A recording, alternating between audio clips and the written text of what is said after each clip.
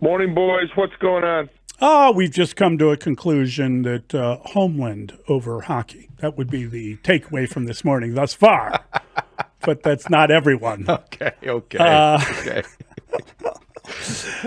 Hey, the price of paying poker going up, well, in a lot of ways, certainly with the tickets, but we'll get to that in a second. The salary cap increase, not necessarily great news for a team like the Bears that already has enough salary cap. That means everybody armed for free agency. Well, it's the cap. Everybody knew the cap was going to go up. Okay, and you looked at different projections of where the cap would be, and I think it's going to.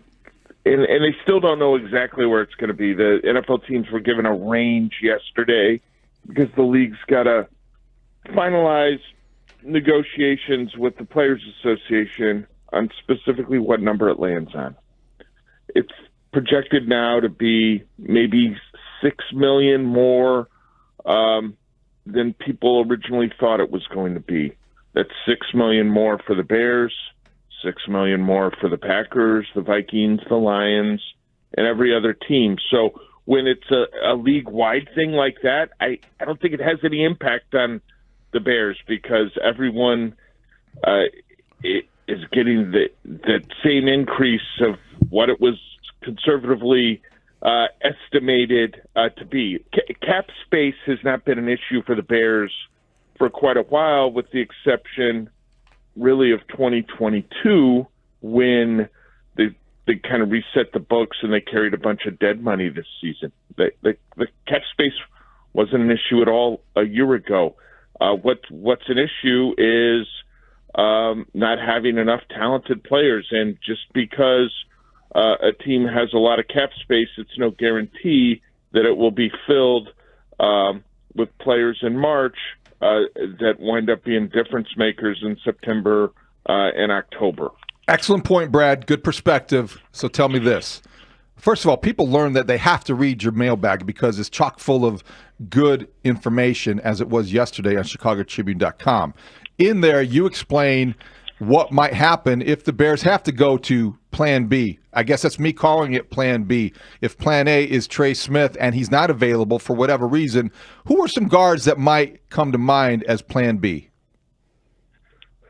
Yeah, folks seem to think it's fait accompli that the Bears are going to wind up with Trey Smith, and no one at all seems to have any issue at all paying a guard, an interior offensive lineman, north of $22 million a year, or roughly, that it'll take. And those are conversations that need to take place, right? There's a reason why some teams would be very hesitant or flat out refuse to go into that neighborhood for pay for an interior offensive lineman. Fortunately, there's a handful of them. I think, naturally your Plan B, okay, if you can't get that guy, well, can you get a stud in the draft? Are you comfortable with that? Would you draft a guard at number 10? Is Tyler Booker, the Alabama player, good enough to say, yeah, we can take an interior offensive lineman that high in the first round?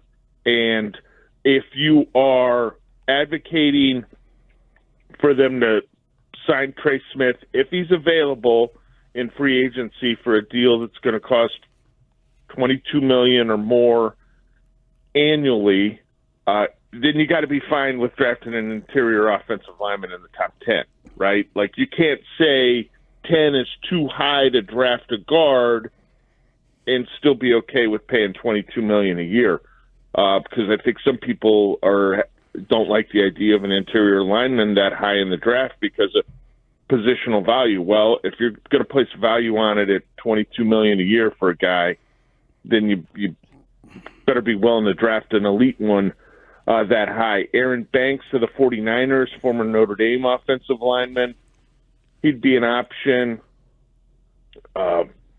There's not a ton of guys Mekhi Becton? that are close to them. Yeah, I mean, Becton, he was a disaster with the Jets. Yeah. He got fixed by the Eagles.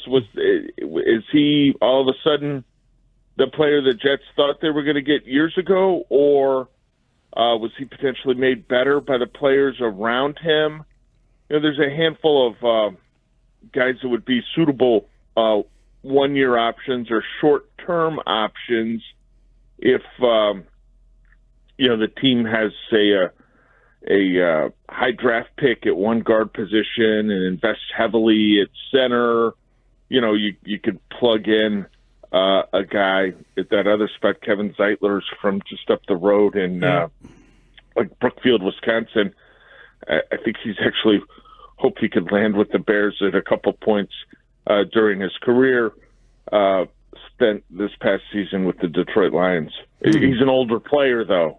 You gotta have an honest evaluation about a guy that's 33, 34 years old. I understand that Kansas City needs to fix their offensive line. That's kind of their off-season priority, and they need a left tackle. They've needed a left tackle for a lot. They've cycled through left tackles for a long time, and you would think that they'd love to solve that position, which is not an easy one to do. I just don't know if I believe that they're going to still let Trey Smith. I don't care what anyone's reporting. I feel like you don't get better if you let guys that can play go. And I think Trey Smith's a good enough player that they can figure out a way to get him back in Kansas City. Am I being too hopeful that he could hit the open market, even to have a shot at overpaying him, or do you think he could maybe be stifled from that? I think they'll reach an agreement with him. I don't know that they're going to have to tag him. Well, I think that you want to have a conversation with him, and then what's his mindset? Does he want to stay with the team that drafted and developed him and is going to be a contender for the foreseeable future with the quarterback that's in place there? Or is he interested in getting every last dollar that he possibly can? Right. And some guys are wired that way, and there's nothing wrong with it. So what's his motivation in this? The Chiefs have got some other young players that they've got to figure out how they're going to keep them. They're probably going to need to do some math with Patrick Mahomes' contract to create a little bit more salary cap space.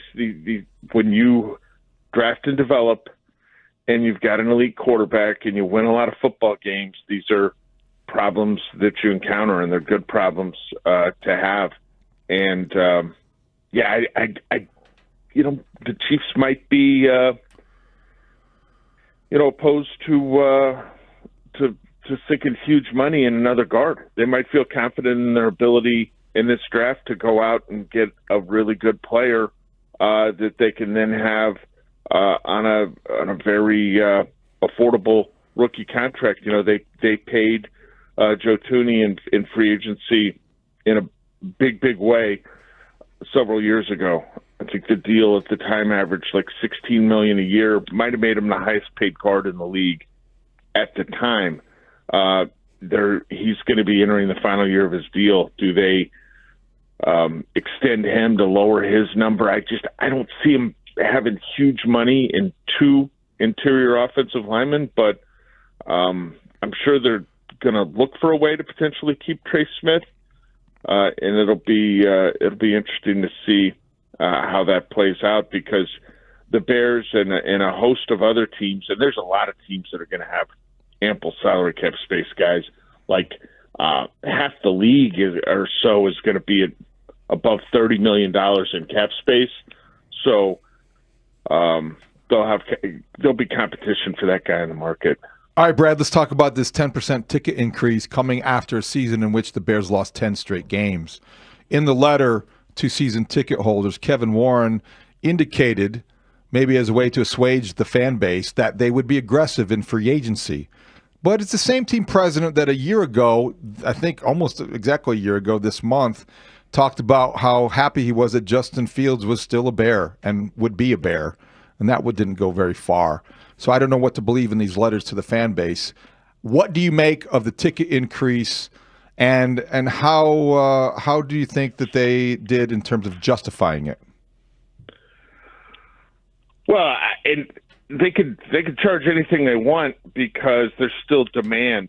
And when fans talk about being outraged with a 10-game losing streak and their inability to win a playoff game and an extended rebuild and a reboot of the rebuild, well, they're still buying tickets. They're still showing up at Soldier Field. In the last 20 years, there are very few instances of games I've been at where you looked at it and you're like, wow, they are showing their disdain for the product by staying away. I can remember a game against the Redskins. It was late in the 2016 season, I think it was, where it was like a solid third of the seats were empty. But guess what? They were paid for, right? Yeah, right. And so people could be turned off, but they have a great understanding of the dynamics involving their tickets and what happens with those tickets on the secondary market. And so I think what they're doing is trying to ensure that they have a bigger piece of the action, that if tickets in this section can be resold at X number of dollars, we're going to charge closer to that.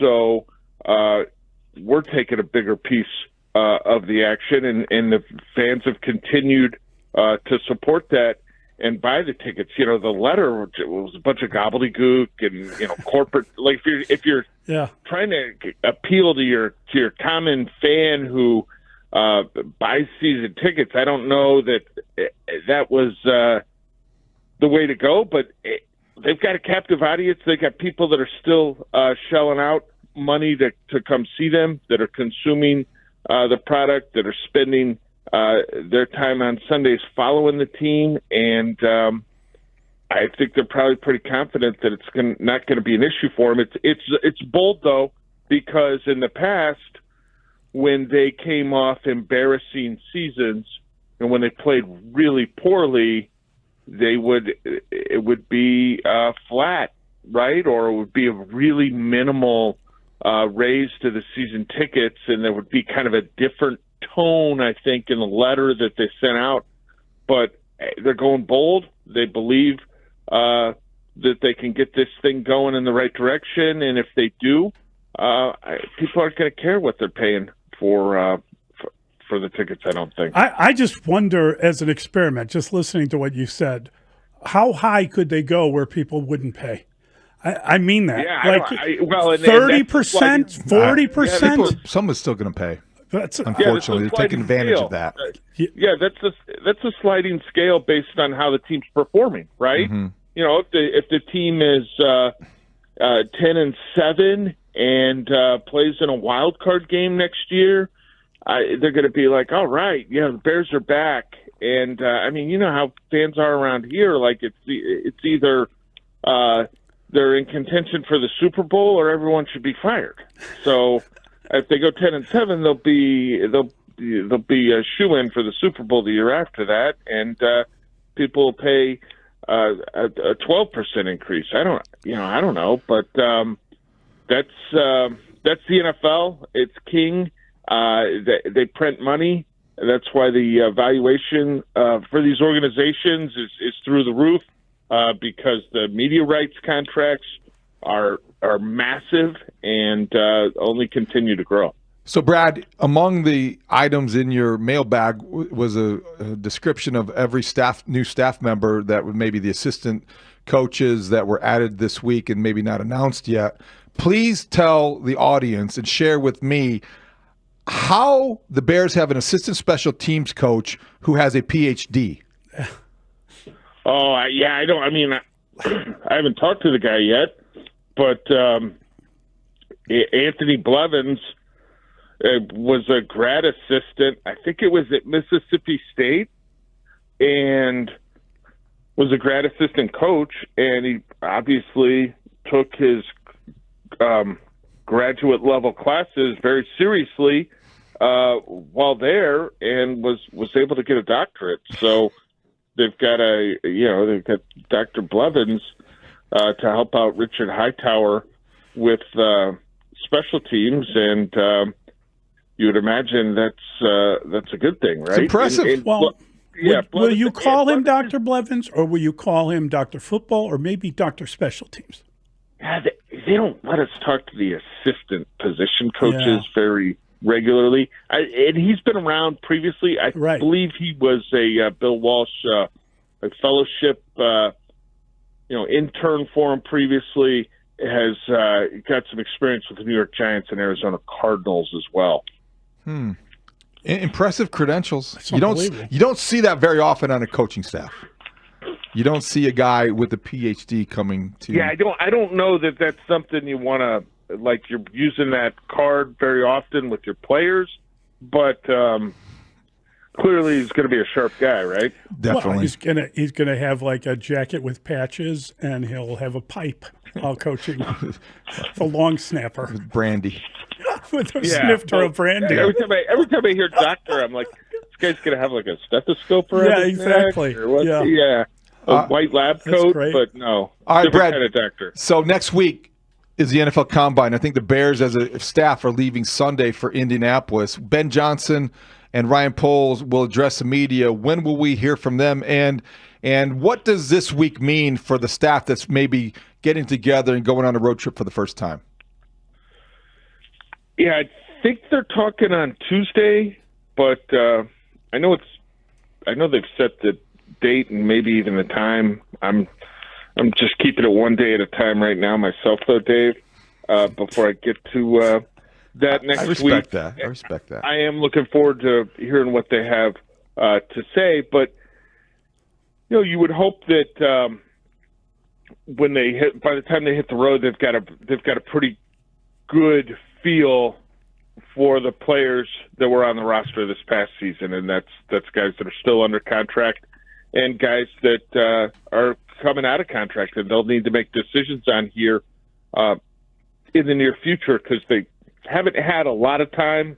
Right. But I think they've probably had enough time to get down to it, and those have got to be good experiences too when you got two coaches pile into the same vehicle to make the drive down to Indianapolis for the Combine. Most teams are flying. I think the Bears generally drive that trip, and so you get some bonding. Guys can get to know each other maybe a little bit, but they need to be up to speed on their own team. And you would think there's a possibility maybe they've had some early free agency conversations. Yeah. I'm talking about the coaches, the personnel folks. They're going to be up to speed on that because that'll open up basically about a week after the Combine wraps up. Great stuff, Big Z. Really fun catching up. Thanks, Brad. Enjoy the hockey game. What hockey game? Thank you. There's a game tonight. Baseball's on, Dave. Thanks, Come on, Brad. man. Thanks, Brad. Come on. I enjoy the Cubs. And Mizzou Cactus just opener. absolutely dominated fourth-ranked Alabama last night. Yeah, that's good. Blew them out of the gym.